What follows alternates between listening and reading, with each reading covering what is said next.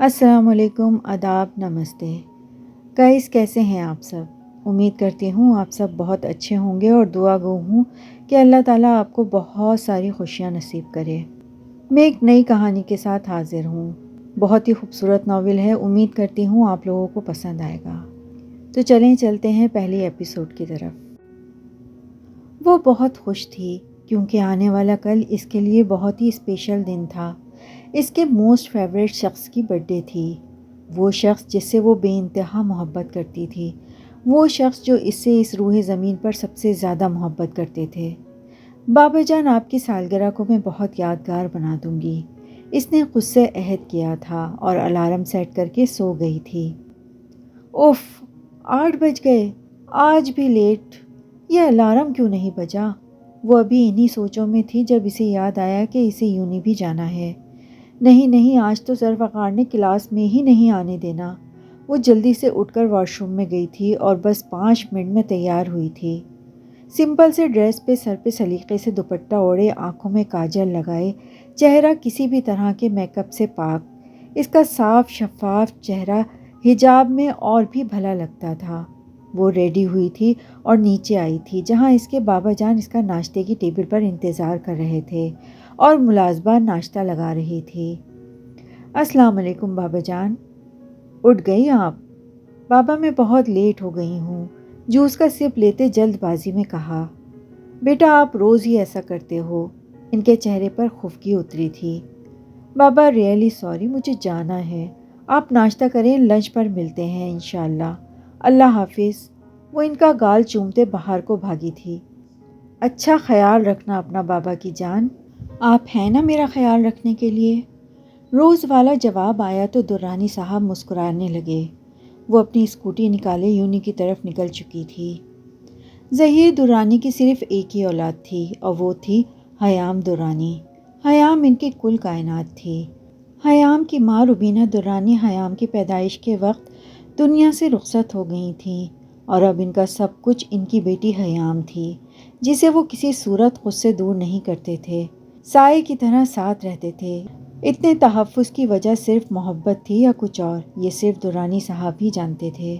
وہ بھوری آنکھوں والی حساس لڑکی، محبت کرنے والی معصومیت جس کے چہرے پر ہمیشہ سے رقص کرتی تھی، وہ حجاب کرنے والی اس کی معصوم مسکراہٹ اور اس کے جان لیوا نقوش کسی کو بھی اس کا دیوانہ بنا سکتے تھے۔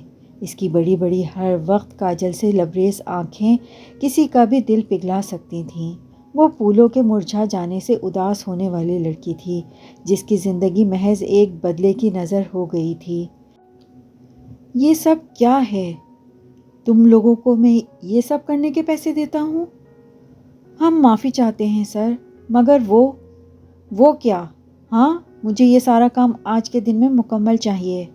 پر سر، آج کے دن میں یہ سب کیسے ہوگا؟ اس سے پہلے کہ وہ کچھ اور بولتا، آؤٹ! روم میں غصے سے بھری آواز ابھری تھی۔ پر سر، آئی سیڈ آؤٹ!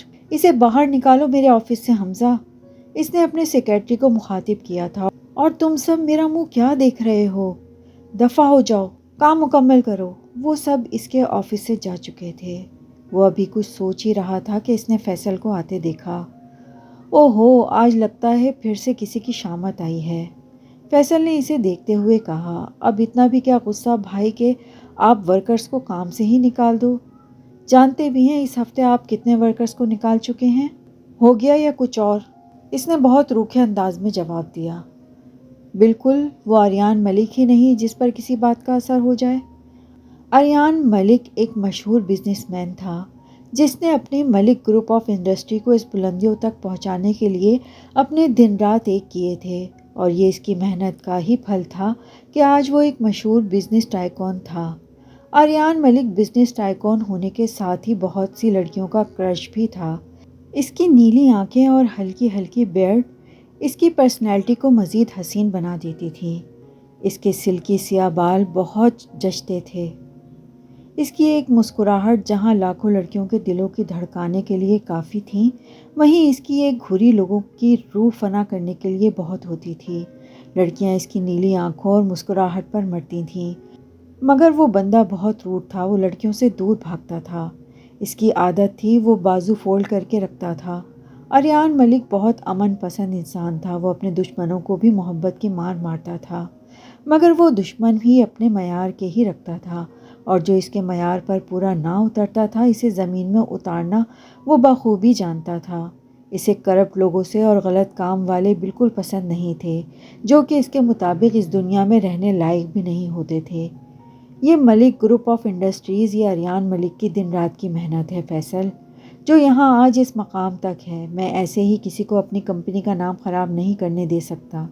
बिल्कुल भाई, मैं समझता हूँ आपकी बात, पर इतना गुस्सा आपकी सेहत के लिए भी अच्छा नहीं। मैं काम कर लूँ अब अगर तुम्हारा भाषण ख़त्म हो गया हो तो। मगर वो फैसल ही नहीं जो चुप बैठ जाता। कहने को दोनों भाई थे, मगर ज़मीन आसमान का फ़र्क था। आर्यान मलिक जितना खामोश और सादगी पसंद था, वो इतना ही शौक़ और चंचल था। वो शायद ही कभी अपनी ज़िंदगी में सीरियस हुआ। वैसे भाई, मैं कुछ सोच रहा था। क्या? इसने फैसल की तरफ देखने की जहमत नहीं की थी, क्योंकि वो जानता था हर बार की तरह वो इस बार भी कोई बेतुकी बात ही करेगा।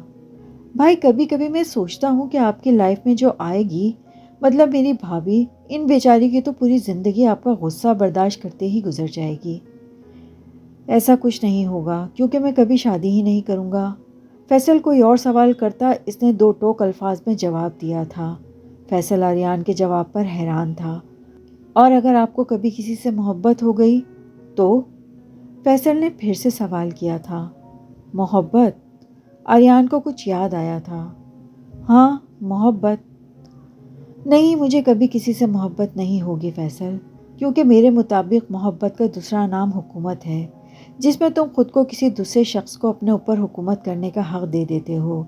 फिर ये इस शख्स की मर्ज़ी कि वो तुमसे मोहब्बत करे या तुम्हें ज़लील करे, या तुम्हें अज़ियत दे, या अपनी क़ुर्बत के लिए पल पल तरसाए और तड़पाए। और आर्यान मलिक ने सिर्फ हुकूमत करना सीखा है, किसी की हुकूमत में रहना नहीं। और जहाँ तक बात शादी की है, तो ऐसी कोई लड़की नहीं जो मेरे मिजाज की हो, जो मेरे साथ कुछ दिन भी गुजारा कर सके। आर्यान पुरसुकून लहजे में बोलता फैसल को लाजवाब कर गया था। ओ भाई, ये सब सिर्फ आप पर ही सूट करता है, सिर्फ आर्यान मलिक पर। हम तो सादा से लोग हैं, दिल देखते हैं बंदे का बस। और मैं दिल नहीं दिमाग देखता हूँ, इसलिए फ़ायदे में रहता हूँ। वो ये कहकर हंसा था। फैसल समझ गया था इसका इशारा फैसल के ताज़ा ताज़ा हुए ब्रेकअप की तरफ था।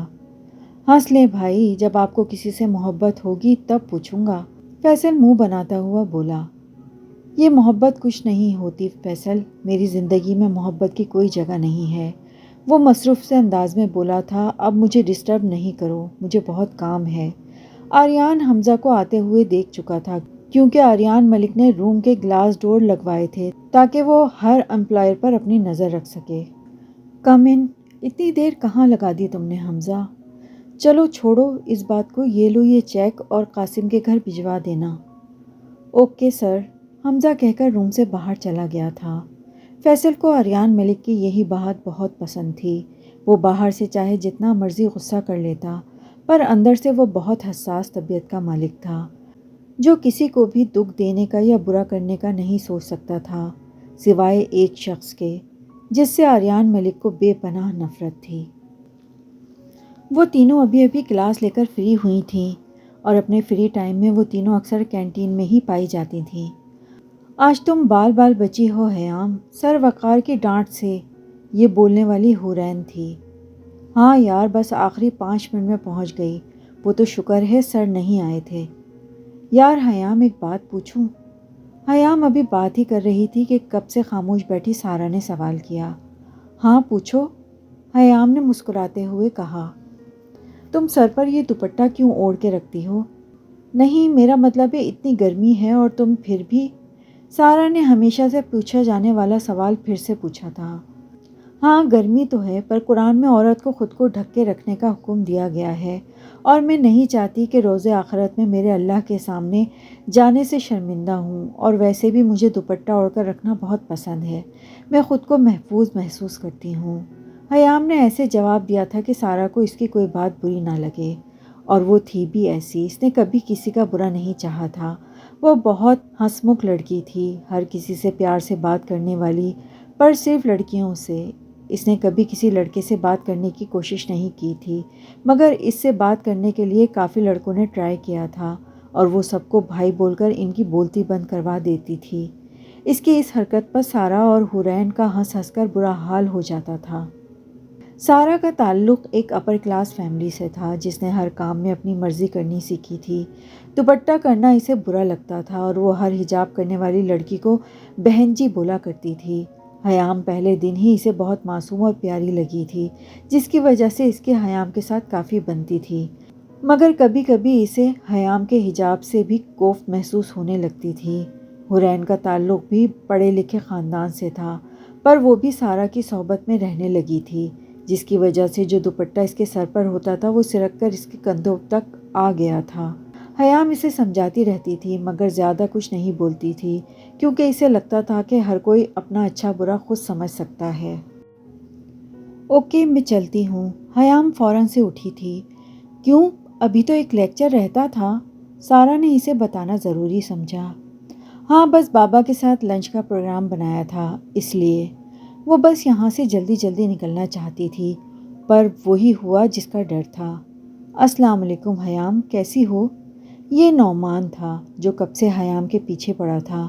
وہ حیام سے دوستی کرنا چاہتا تھا، پر حیام کافی مرتبہ اسے منع کر چکی تھی، یہاں تک کہ بے عزت بھی کر چکی تھی، پر وہ پھر بھی ڈھیٹوں کی طرح اس کے سامنے آتا رہتا۔ آج بھی وہی ہوا تھا۔ اوکے، میں چلتی ہوں، اللہ حافظ۔ حیام اس کو مکمل اگنور کرتے وہاں سے جانے لگی تھی۔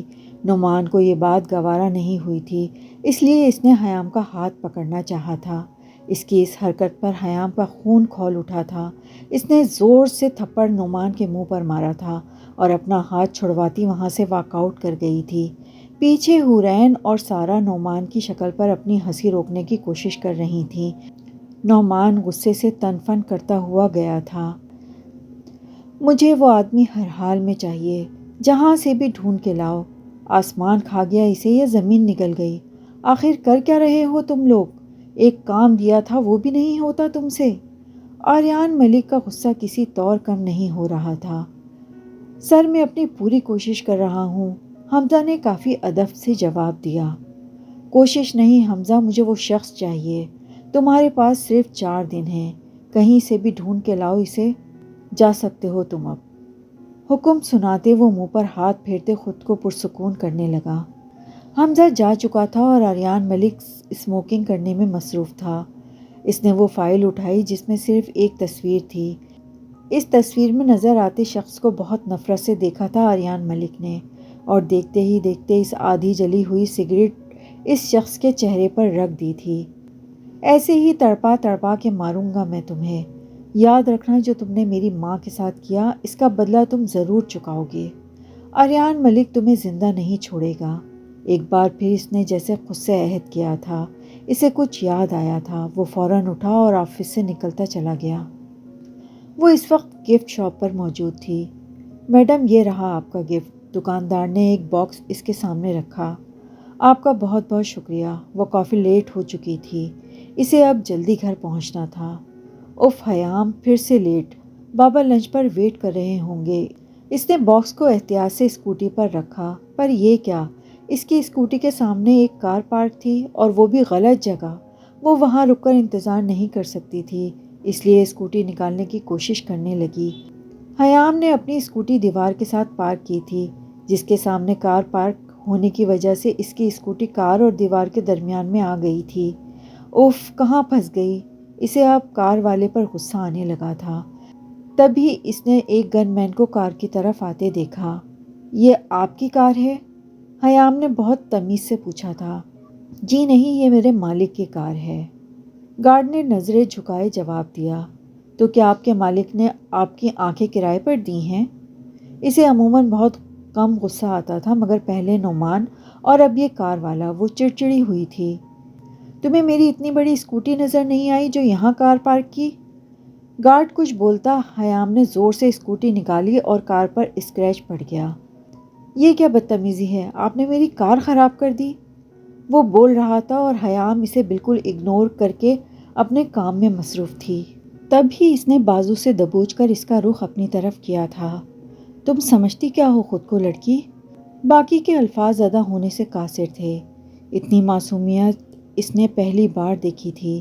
اس کی بڑی بڑی آنکھوں میں غصے سے عنصر تھے۔ حیام کا چہرہ غصے سے سرخ ہو گیا تھا۔ ابھی وہ اسے دیکھ ہی رہا تھا، حیام نے اس کے پاؤں پر زور سے اپنا سینڈل مارا۔ تمہاری ہمت کیسے ہوئی مجھے ہاتھ لگانے کی، نیلی آنکھوں والے بدتمیز آدمی؟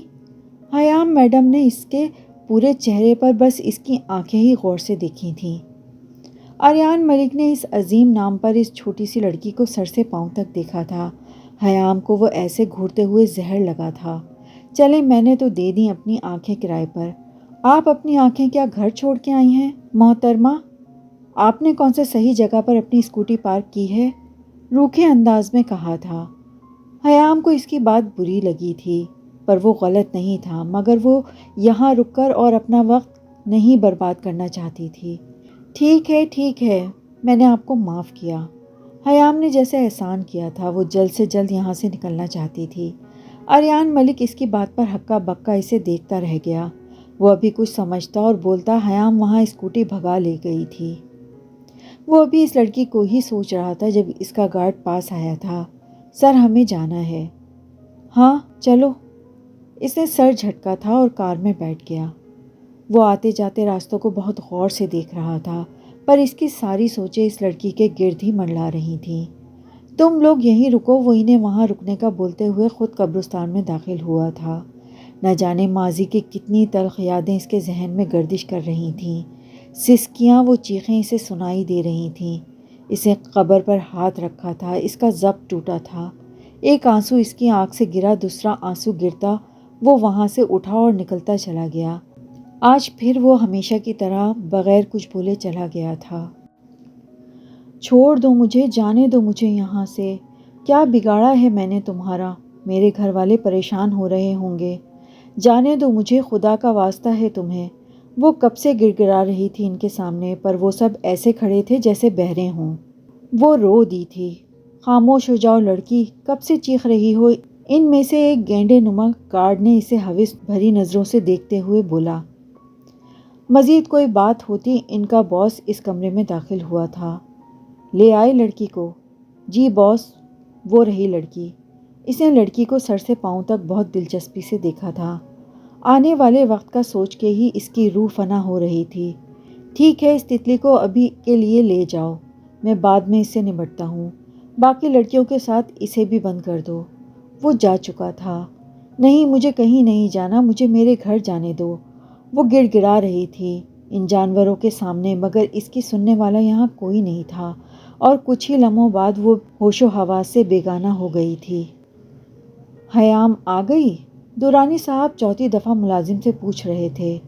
نہیں صاحب جی، بی بی جی ابھی تک نہیں آئیں، رات کے 10 بج چکے تھے۔ درانی صاحب کی پریشانی بڑھتی جا رہی تھی، اور حیام صبح سے گئی ابھی تک گھر نہیں آئی تھی۔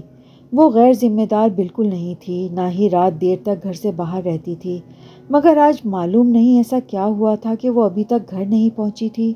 درانی صاحب اس کی تمام دوستوں سے معلوم کر چکے تھے، پر انہیں بھی حیام کے بارے میں کچھ پتہ نہیں تھا۔ وہ گھر کے پچھلے دروازے سے اندر داخل ہوئی تھی۔ ہاتھ میں تھامے سامان کو بہت احتیاط سے اس نے کچن میں چھپایا تھا۔ اب اس کا رخ اپنے کمرے کی طرف تھا، پر ہوا وہی تھا جس سے وہ بچ رہی تھی۔ رک جائیں وہیں پر، کہاں سے آ رہی ہیں آپ اور اتنی دیر کہاں تھیں؟ موبائل بھی آپ کا آف ہے اور میں کس قدر پریشان تھا احساس بھی ہے آپ کو؟ درانی صاحب غصے سے بولے جا رہے تھے، مگر انہیں حیرانی ہوئی تھی کیونکہ حیان ابھی بھی ویسی ہی پوزیشن میں کھڑی تھی۔ وہ خود چلتے حیام کے سامنے آئے تھے۔ میں آپ سے بات، ان کے باقی کے الفاظ منہ میں ہی رہ گئے تھے۔ حیام کے کپڑوں پر جگہ جگہ خون لگا دیکھ ان کا دل مٹھی میں آ گیا تھا۔ بیٹا یہ خون، یہ سب کیسے ہوا؟ چوٹ لگی ہے آپ کو؟ بتائیں مجھے۔ درانی صاحب واقعی پریشان ہو رہے تھے۔ بابا وہ میں گھر ہی آ رہی تھی کہ راستے میں ایکسیڈنٹ ہوا تھا۔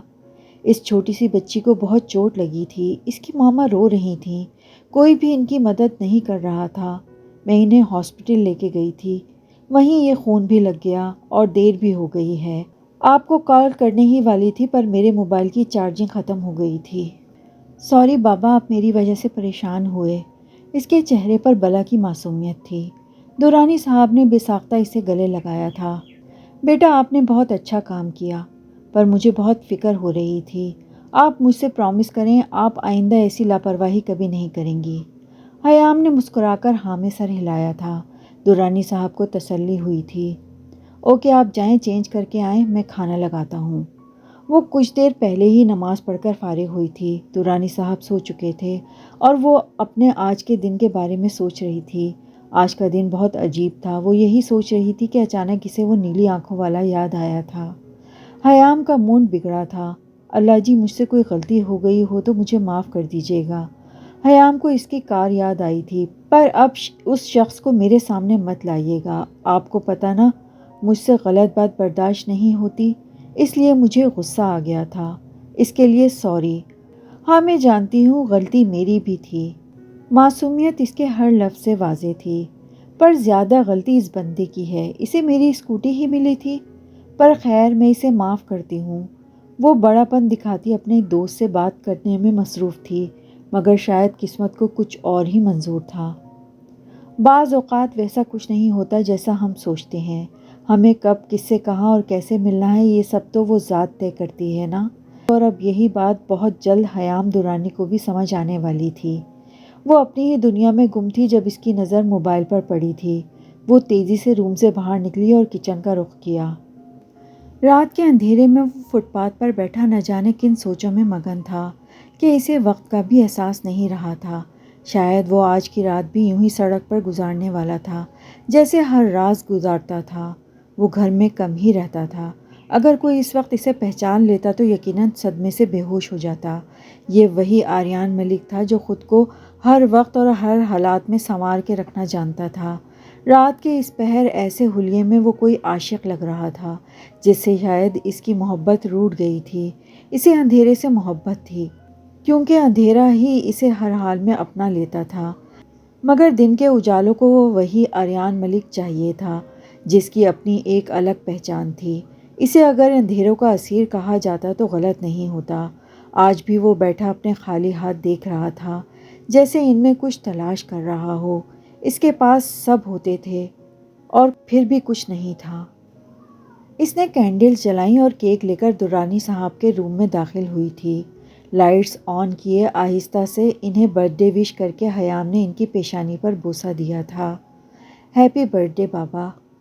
شکریہ بابا کی جان۔ وہ جاگ رہے تھے کیونکہ وہ جانتے تھے ان کی بیٹی ان کا برتھ ڈے کبھی نہیں بھول سکتی۔ انہوں نے اسے گلے لگایا تھا۔ چلیں بابا کیک کٹ کریں۔ کیک کھلانے کے بعد حیام نے ان کا تحفہ ان کے سامنے رکھا تھا۔ یہ آپ کے لیے، اب اسے جلدی سے اوپن کریں اور بتائیں کیسا لگا آپ کو میرا تحفہ۔ درانی صاحب نے بہت اشتیاق سے اس باکس کو دیکھا تھا۔ اسے کھولتے ہی درانی صاحب کے ہونٹوں پر مسکراہٹ پھیل گئی تھی۔ وہ بہت خوبصورت تھا، ایک طرز کا شو پیس جس میں ایک شخص چھوٹی سی بچی کی انگلی پکڑے اسے چلنا سکھا رہا تھا۔ وہ لکڑی سے بنایا گیا تھا جس کے سائڈ پر شیشے سے اسے کور کیا گیا تھا۔ حیام نے خاص اپنی نگرانی میں اسے تیار کروایا تھا۔ یہ بہت عمدہ تحفہ ہے، بہت خوبصورت۔ درانی صاحب کے پاس الفاظ نہیں تھے۔ آپ کو پسند آیا نا بابا؟ بہت زیادہ۔ حیام بچوں کی طرح خوش ہو رہی تھی۔ وہ کافی دیر درانی صاحب کے پاس بیٹھی باتیں کرتی رہی، تب درانی صاحب کی نظر گھڑی پر پڑی تھی۔ چلیں اب آپ سو جائیں، صبح آپ نے یونی بھی جانا ہے۔ حیام بھی اپنی جمائی روکتی انہیں شب بخیر کہتے اپنے کمرے کی طرف چلی گئی تھی۔ وہ اس وقت میٹنگ میں تھا مگر آج اس کا دھیان کہیں اور ہی بھٹک رہا تھا۔ وہ اپنے ورکرز کی باتیں نہیں سن رہا تھا۔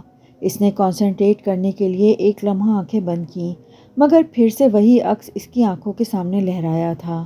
اس نے اپنا ماتھا مسلا تھا۔ وہاں موجود سبھی اسے پریشانی سے دیکھ رہے تھے۔ کوئی پرابلم ہے بھائی؟ فیصل نے آہستگی سے پوچھا تھا۔ یہ میٹنگ تھوڑی دیر کے لیے پوسٹ پون کر دو حمزہ۔ وہ کہتے ہی وہاں سے نکل گیا تھا۔ وہ سب حیران تھے۔ آریان میٹنگ بیچ میں چھوڑ کے کبھی نہیں جاتا تھا۔ آج 2 دن گزر گئے تھے اور ایسا کوئی لمحہ نہیں تھا جب اس لڑکی کا عکس اس کی نظروں سے دور ہوا ہو۔ یہ سب کیا ہو رہا ہے میرے ساتھ؟ کیوں اس کے بارے میں سوچ رہا ہوں؟ کس کے بارے میں سوچ رہے ہو؟ خیر ہے بھائی؟ حمزہ اور فیصل اس کے آفس میں داخل ہوئے تھے۔ آریان اسے بتانے کی غلطی کبھی نہیں کر سکتا تھا۔ کچھ نہیں، بس ویسے ہی آریان واپس سے اپنی چیئر پر بیٹھا۔ تو بھائی آپ اتنا ہچکچا کیوں رہے ہیں؟ فیصل اس کی آنکھوں میں دیکھتا ہوا بولا۔ حمزہ اپنی ہنسی چھپانے کے لیے رخ موڑ گیا تھا۔ بھائی اگر کوئی لڑکی کا مسئلہ ہے تو مجھے بتا سکتے ہیں آپ، میں اسے سیٹ کرانے میں آپ کی پوری ہیلپ کروں گا، میرے پاس بہت سی ٹپس ہیں۔ فیصل آنکھ مارتے بتی سی نکالے بولا تھا۔ آریان نے فائل سے نظریں ہٹائے اسے گھورا۔ اپنی بیہودہ ٹپس اپنے پاس رکھو فیصل، اور دفع ہو جاؤ یہاں سے، جا کے میٹنگ کی تیاری کرو۔ تم بھی جاؤ۔ حمزہ جو منہ نیچے کیے ہنسی روک رہا تھا آریان کی بات پر آفس سے باہر نکل گیا۔ ویسے بھائی نام تو بتا دیں بھابھی کا، فیصل دروازے میں ہی منہ دیے زور سے بولا تھا۔ آریان چیئر سے اٹھ کے اس تک پہنچتا وہ دم دبا کر بھاگا تھا۔ واپس چیئر پر بیٹھتے اس نے لمبی سانس کھینچی تھی۔ یہ کیا جادو کر دیا ہے تم نے لڑکی، اب تو تم سے ملنا اور بھی ضروری ہو گیا۔ وہ خیالوں میں ہی حیام سے مخاطب ہوا تھا۔ اگر وہ چاہتا تو کچھ سیکنڈ کے اندر حیام کی ساری انفارمیشن اس کے سامنے ہوتی، مگر وہ ایسا نہیں چاہتا تھا۔ شاید ایسا کرنے سے اس کی ایگو ہرٹ ہوتی تھی۔ وہ کیوں کسی لڑکی کی انفارمیشن نکلواتا؟ وہ تو آریان ملک تھا، لاکھوں لڑکیوں کی دل کی دھڑکن، لاکھوں لڑکیوں کا کرش۔ اس پر یہ سب سوٹ نہیں کرتا تھا۔ وہ ابھی اپنے آفس میں بیٹھا میٹنگ کی تیاری کر رہا تھا کہ اچانک اس کی نظر سامنے سے آتی زارا پر پڑی تھی۔ وہ آفس تک پہنچتی حمزہ سے ٹکرائی تھی اور نفرت سے منہ موڑتی اسے دو باتیں سناتی اندر آئی تھی۔ ہائے ہینڈسم، کیسے ہو؟ زارا نے آنکھیں ونک کیے سوال کیا تھا۔ میرے ورکر سے تمیز سے پیش آنا آئندہ، ورنہ یہاں قدم رکھنے کا سوچنا بھی مت۔ آریان بہت ضبط سے اس کی بیہودہ حرکت برداشت کیے بولا تھا۔ ڈنر کرنے چلیں؟ آریان کے خاموش ہونے پر اس نے نئی فرمائش کی تھی۔ وہ ہنوز خاموش بیٹھے اپنے کام میں مصروف تھا۔ میں تم سے بات کر رہی ہوں اور تم مجھے نظر انداز کر رہے ہو، وہ آگ بگولا ہوتی بولی تھی۔ وہ ہنوز ویسے ہی پرسکون بیٹھا رہا۔ اگلے ہی لمحے زارا نے شو پیس کو ٹیبل سے اٹھا کر زمین پر پھینکا تھا۔ یہاں آریان ملک کی برداشت ختم ہوئی تھی۔